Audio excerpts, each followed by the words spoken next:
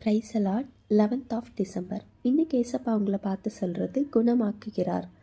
இருதயம் நொறுங்குண்டவர்களை குணமாக்குகிறார், அவர்களுடைய காயங்களை கட்டுகிறார்னு சங்கீதம் 147:3 சொல்லப்பட்டிருக்கு.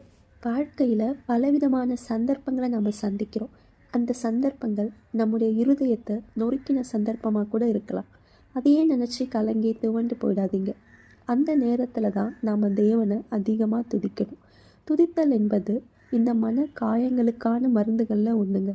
பவுலும் சீலாவும் சிறைச்சாலையில் தேவனை துதித்த போது அது அவங்களுக்கும் மற்ற கைதிகளுக்கும் ஆறுதலாக இருந்தது. ஆறுதல் மட்டும் இல்லைங்க, தேவன் அவங்களுடைய கட்டுகளை அவிழ்த்து அவர்களை விடுவித்தார். உங்கள் பிரச்சனைகளை காட்டிலும் நீங்களும் நானும் ஆராதிக்கிற தேவன் மிக பெரியவர். அவர் மேலோட்டமாக இல்லாமல் முழுமையாக நம்முடைய காயங்களை கட்டி குணப்படுத்தி நம்மை புதுப்பிக்க வல்லவருங்க. Stay with Jesus.